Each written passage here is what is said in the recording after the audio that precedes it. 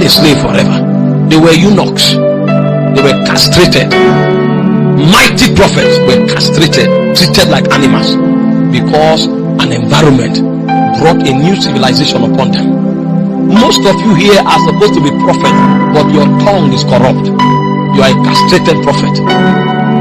Most of you are supposed to be mighty leaders, but because Ilorin will suppress you, you will never take responsibility for life. You live for pleasure. The day you attack is the day you are supposed to become the ruler over your territory, but you will not prepare, because the environment gave you a different kind of educational system. A man knows he's supposed to be an apostle. His day of manifestation is 21, but at 27 he's still asking what should he do. He was open to an environment that he programmed him. The power of spiritual habitat.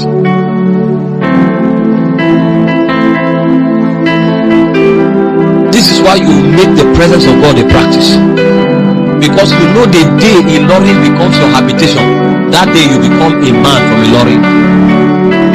But if you make the presence of God your habitation, you will be the child of God, you will be the man of God. The difference is the operational system of the habitat you dwell in. The presence. It's indispensable. Your habitat also has the power of protecting you or exposing you. Protection, safety, and preservation is within the ambience of spiritual habitats. In Psalm 91, he said, "They that dwell in the secret place of the Most High shall abide under the shadow of the Almighty." And he shows us two dimensions of attack. First, he said they shall not be hurt by the pestilence, or the arrows that fly by day, or the pestilence that abounds in noonday, in the night, or the destruction that wasted in noonday. Those are attacks from the demonic realm. When you stay in the presence, you are shielded from the attacks from the demonic realm. And then he said, 1,000 will fall by their side, 10,000 by their right hand. He shall not touch them, but with their eyes they shall behold and see the recompense of the wicked. Those are physical attacks.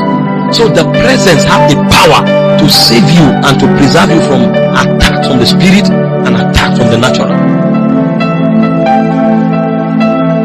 Safety and preservation is a function of spiritual habitat.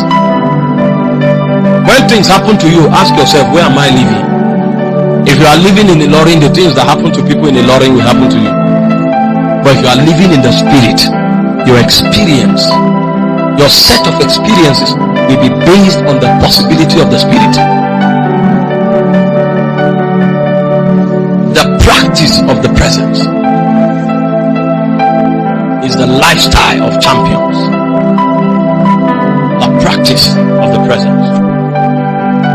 Many don't. We just wake up every day and the day have begun. So you are open to chance and luck. Things happen to them, they say, I get luck. And these are believers.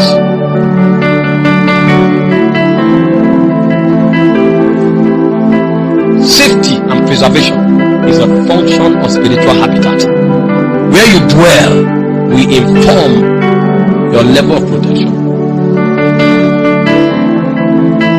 Leave here now and go to Syria and see whether your faith for living for 80 years will still be strong.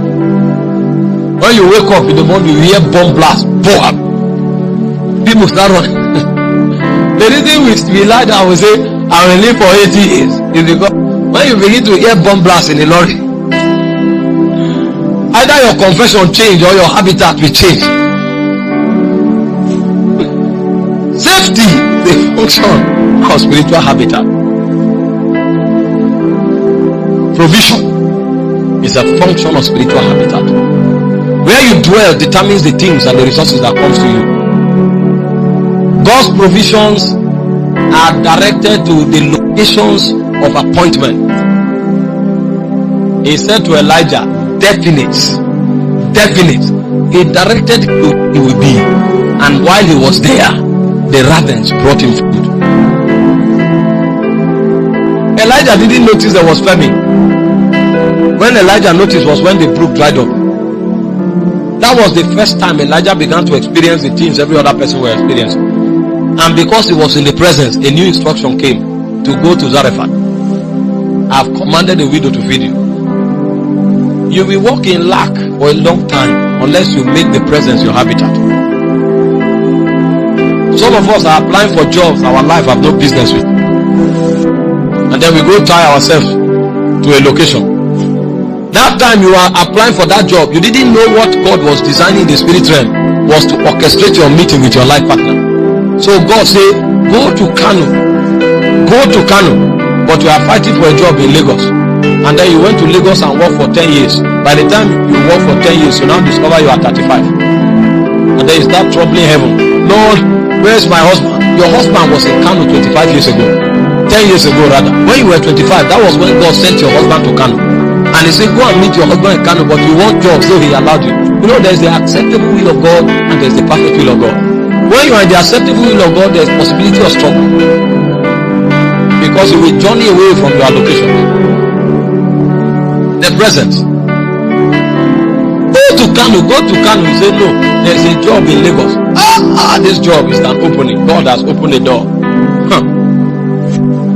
What you call door sometimes is a grave. Because even graves have openings like this. Paul said he was to go to Bithynia, but the Holy Ghost restrained him and he turned back. That's a man of the presence. And while he was restrained from going to Bithynia, that very night a man from Macedonia said, come and help us. It's in the presence that you know the paths to navigate in the junctions of life. Because in life there will be many junctions. That's why with the presence a practice, a perpetual practice. When a man is invincible, when a man is indestructible, most times it's not because he's cast with iron. Most times it's because he walks like the wind. So when you come here to kill him, you can kill him but you won't find him. When you come here, he's there. When you go there, he's here. So you can't access him. He's separated. The technology of the presence. Your provision is in your allocation. It's in your habitat. It's in your place of dwelling. But if you are not a man of the presence, how will you know? How will you know? Moses thought that the promise of God for Israel was in Egypt. How far he was mistaken. But when he came to the presence, God told him it's in Canaan, not Egypt. You can't navigate this life unless you first of all find the presence. When you reach the presence, every other thing is settled. That's where you hear the voice of God. That's where you receive strategy for life. Everything you need is in the presence. Jesus made a practice of the presence. He made it a lifestyle. In the morning he's there praying. In the afternoon he's praying. All night he's praying. Because he knows the presence of God is the only place of insurance.